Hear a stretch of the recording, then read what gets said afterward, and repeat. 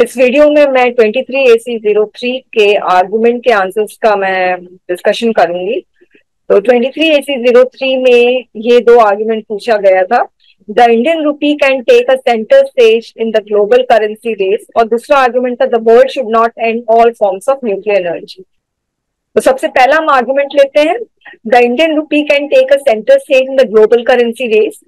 तो इसमें सबसे पहले आप लोगों का आर्गुमेंट का फॉर्मेट जानना बहुत जरूरी है। सबसे पहले इंट्रोडक्शन। अब बहुत सारे स्टूडेंट्स का मैंने देखा इंट्रोडक्शन वर्ड, ये टर्म ही नहीं लिखते हैं। अगर लिख देंगे तो क्या हो जाएगा, एग्जामिनर को क्लियर हो जाएगा कि भाई ये जो लिखा है पैराग्राफ ये इंट्रो है, बस यही होगा। और ये तो ज्यादा अच्छा है ना। अब इंट्रोडक्शन टर्म नहीं लिखेंगे, सिर्फ एक पैरा ये वाला लिख देंगे तो एग्जामिनर को पता ही चलेगा ये पैरा किस लिए है।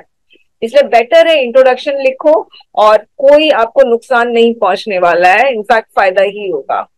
फिर उसके बाद इंट्रोडक्शन लिखने के नीचे में फिर आप उसका इंट्रो लिखो। इंट्रो कोशिश करो एक लाइन दो लाइन का हो, और ऐसा कुछ कंटेंट इंट्रो में मत दो जिससे ऐसा लगता है कि आप साइड्स ले रहे हो या फॉर में लिख रहे हो, अगेंस्ट में लिख रहे हो। तो इंट्रो में ऐसा कंटेंट नहीं होना चाहिए। और दूसरी चीज है, आप क्या लिख सकते हो इंट्रो में, आप बैकग्राउंड लिख सकते हो, या उससे रिलेटेड कोई डेवलपमेंट हुआ है वो लिख सकते हो, या ये आर्गुमेंट क्यों रेज हुआ है इसके बारे में आप लिख सकते हो। जैसे मैंने यहाँ पर लिखा, the Indian government has taken steps to internalise the rupees and push rupee invoicing in the international trade. This has raised hopes and doubts regarding Indian rupee taking center stage in the global currency rate. तो मैंने क्यों ये argument raise हो रहा है इसके बारे में मैंने इंट्रो में बात कर ली। तो बेस्ट यही है। फिर फॉर लिखोगे। अब फॉर में स्टूडेंट्स फेवर लिखते हैं, तो फेवर भी लिखने की जरूरत नहीं है स्टूडेंट्स। अगर आप क्वेश्चन पेपर में देखिए जो यूपीएससी क्वेश्चन पेपर सेट करता है सीएपीएफ पेपर 2 का, उसमें आप देखिए साफ साफ लिखा है right argument for and against. तो जब इंस्ट्रक्शन में ही फॉर लिखा है तो यहाँ पे फॉर लिखने में क्या बुराई है, आराम से लिख सकते हो फॉर। मगर आप स्टूडेंट्स कुछ कुछ ऐसे लिखते हैं, argument in favour of the statement, argument against the statement. आप मुझे सही सही बताइए, एग्जाम में इतना टाइम रहता है इतना लंबा लंबा स्टेटमेंट लिखने का या सेंटेंस लिखने का? सीधे फॉर लिखो, और एकदम फास्टली आप ना ये वाला फॉर लिख के आप नीचे अपना लिख सकते हो। मगर अगर आपको अपना टाइम किल करना है तो आर्गुमेंट इन फेवर और अगेंस्ट लिखो। अब कोई कोई स्टूडेंट्स लिखते हैं the Indian rupee can take a centre in the global currency race because, और फिर अपना ऐसा शुरू करें। वो सब भी लिखने की जरूरत नहीं, सीधे फॉर लिखो, बेस्ट है। अब उसके बाद फॉर लिखने के बाद उसके बाद आप पॉइंट्स दो। अब पॉइंट्स से ध्यान रखना फॉर और अगेंस्ट में इक्वल नंबर ऑफ पॉइंट्स होने चाहिए। ओके ऐसा मत करना कि फॉर में 2.2 और अगेंस्ट में 3। अब एक और चीज है, स्टूडेंट बोलते हैं कि मैम हम यहाँ पे सब हेडिंग दे सकते हैं। बिल्कुल दे सकते हो सब हेडिंग, मगर जब आप फॉर में सब हेडिंग दे रहे हो फर्स्ट पॉइंट में, तो फिर सेकंड पॉइंट में भी सब हेडिंग देना है, थर्ड पॉइंट में भी सब हेडिंग देना है, अगेंस्ट में भी सब हेडिंग, यानी यूनिफॉर्मिटी होनी चाहिए। ऐसा नहीं एक में सब हेडिंग दे रहे हो दूसरे में नहीं दे रहे हो। अब एक और क्वेश्चन स्टूडेंट्स पूछते हैं, मैम फॉर में हमने जो लिखा है उसी को हम काउंटर करें अगेंस्ट में? देखिए आपको इसको काउंटर नहीं करना, फॉर के पॉइंट को काउंटर नहीं करना है, क्वेश्चन को काउंटर करना है। तो आप क्वेश्चन को काउंटर करिए, ठीक है। बहुत सारे ऐसे स्टूडेंट्स कहते हैं फॉर में जो लिखा है वो अगेंस्ट में काउंटर करते हैं, तो इससे क्या होता है हम क्वेश्चन से डेविएट हो जाते हैं। फिर आप इस चीज को सेंटर में रख के काउंटर करते हो, आप क्वेश्चन को लेकर सेंटर में काउंटर नहीं करते हो तो फिर डेविएशन होने के चांसेस रहते हैं। एक और चीज मैंने देखी है, स्टूडेंट्स क्या करते हैं कि भाई नंबर ऑफ पॉइंट्स बढ़ाते हैं, क्वांटिटी बढ़ाते हैं। तो क्वांटिटी बढ़ाने से कुछ नहीं होगा। आप 2 पॉइंट्स लिखो, मैक्सिमम 3 पॉइंट्स लिखो, और उसको बहुत अच्छे से एक्सप्लेन करो। अदरवाइज सिर्फ टच एंड गो वाला सिस्टम रखोगे तो एग्जाम में आपको मार्क्स नहीं देगा। फाइन, तो मैक्सिमम 3 पॉइंट्स लिखो, और अगेंस्ट ऐसे लिखो, अंडरलाइन करो, और फिर उसके बाद यहाँ पे कंक्लूजन दो। अब बहुत सारे स्टूडेंट्स है कंक्लूजन टर्म नहीं देते हैं। टर्म दे देंगे तो एग्जामिनर को एकदम क्लैरिटी आ जाएगी ना, हाँ ये बंदा कंक्लूजन लिख रहा है, ठीक है। तो ये अच्छी बात है कि खराब बात है? अगर क्लैरिटी हो रही है तो अच्छी बात है। तो कंक्लूजन लिखो, कोई नुकसान नहीं है, फायदा ही होगा। फिर आप कंक्लूजन लिख के आप इसको खत्म कर सकते हो। अब एक और चीज, आप स्टूडेंट्स बोलते हैं कि मैम हम आर्गुमेंट में एक्चुअली नंबर ऑफ वर्ड्स नहीं लिखा रहता है, तो इसका मतलब ये नहीं आप कितने भी वर्ड्स में लिख लो। अब मार्क्स वेटेज देखो, आर्गुमेंट का मार्क्स वेटेज है 20, ऐसे का भी 20 है, तो ऐसे में हम 300 वर्ड्स में लिखना होता तो आर्गुमेंट को भी 300 वर्ड्स में लिख। ये इंट्रोडक्शन है इंडियन रुपी वाले क्वेश्चन का. The Indian government has taken steps to internalise the rupee and push rupee invoicing in international trade. This has raised hopes and doubts regarding Indian rupee taking center stage in the global currency race. तो यहाँ पर मैंने background दे दिया है.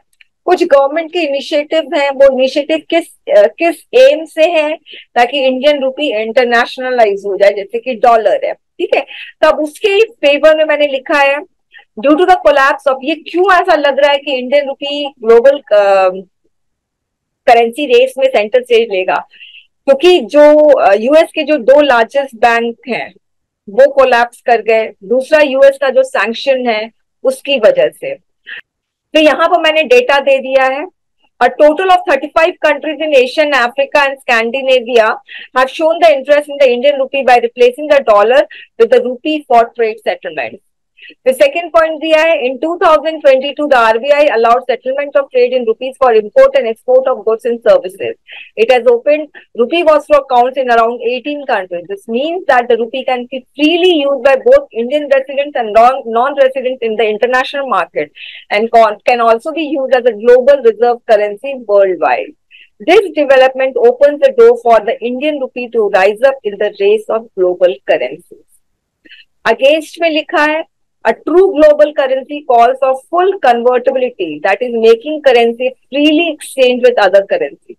These are not easy for any Indian government because India is a capital deficient country and needs foreign capital to fund its growth.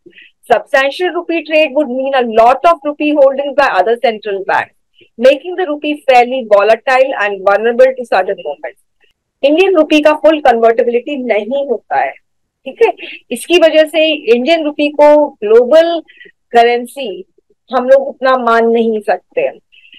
Past legacy of falling rupee might not encourage other countries to accept the rupee payment. Also, it is difficult to trust Indian rupee as long as the government maintains strong capital controls such as caps on foreign purchase of rupee-dominated bonds and limits on carrying rupee out of the country. तो ये है. और फिर conclusion मैंने लिखा, by giving incentives to foreign exporters to adopt the Indian rupee as a settlement currency and strengthening the Indian financial market, India will be able to move forward towards internationalization of the Indian rupee. अब argument second है, the world should not end all forms of nuclear energy. इसमें मैंने introduction दिया है, the use of nuclear energy is being doubted worldwide. Germany is striving to phase out nuclear energy while China is expanding its nuclear energy structure. तो यहाँ पे मैंने दो opposite चीज दे दी है. जर्मनी एलिमिनेट करने की कोशिश कर रहा है और चाइना एक्सपैंड करने की कोशिश कर रहा है न्यूक्लियर एनर्जी. तो मैंने फॉर्म में लिखा है, nuclear energy is world second largest source of low carbon power. तो जो फर्स्ट पॉइंट है उसमें मैं बता रही हूँ कि न्यूक्लियर एनर्जी से जो कार्बन एमिशन है वो लो होता है. ठीक है, सेकेंड पॉइंट जो मैंने दिया है उसमें मैंने लिखा है कि जो न्यूक्लियर पावर है उसका हाईएस्ट कैपेसिटी फैक्टर है. ठीक है, capable to operate for up to 2 years before refuelling and able to produce maximum power. फिर थर्ड मैंने पॉइंट दिया है, radio isotope produce in nuclear reactor helps control the spread of disease, assist doctors in that diagnosis and treatment of patient and pass a most ambitious mission to explore. फिर against में लिखा है, although nuclear energy is a clean source of power, it is non renewable. Nuclear technology relies on uranium ore for fuel, which exists in limited amount in the earth crust. So the risk that uranium will eventually run out exists. Uranium खत्म होने का डर है. Nuclear power installation are vulnerable for accidents. यहाँ पर मैंने 3 nuclear accidents के बारे में बताया है. अब उसके बाद मैंने लिखा है न्यूक्लियर वेस्ट के बारे में लिखा है कि वो रेडियो एक्टिव रहते हैं फॉर थाउजेंड्स ऑफ ईयर्स. सो उस वेस्ट को कैसे हम डिस्पोज ऑफ करें ये अभी तक नहीं पता है. Third point लिखा है, there is a danger that countries acquiring nuclear power technology may use it to develop a nuclear weapons program. The UK first nuclear power stations were built primarily to build nuclear weapons during the Cold War. Nuclear materials may also get into wrong hands to make the crude nuclear bomb. Conclude किया है. जो conclusion होता है वो आप middle path लो, बहुत extremist stand मत लेना. Nuclear power plant is considered low carbon source of energy all over the world, but there are few dangers. Considering that the world should employ energy mix like solar and wind power to realize SDG 7. Thank you very much, students.